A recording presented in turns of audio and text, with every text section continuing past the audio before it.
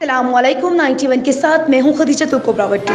खबर शामिल करते हैं ओकाड़ा की तहसील देपालपुर के नवाही इलाका दयाराम से। दयाराम गांव में सरापा एहतजाज है। बासर अफराद ने गरीब पर जुल्म करना शुरू कर दिया।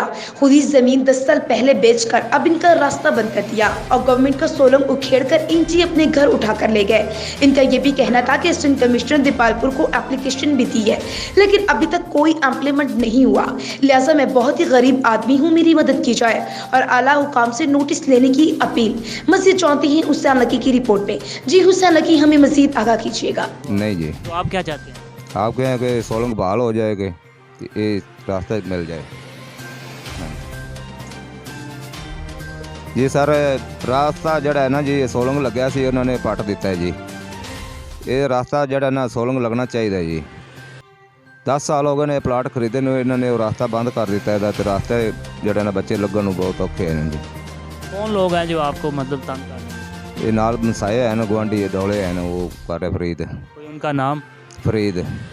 पूरा नाम? हाँ जी, फरीद मोहम्मद है जी, गुलाम फरीद। हाँ जी।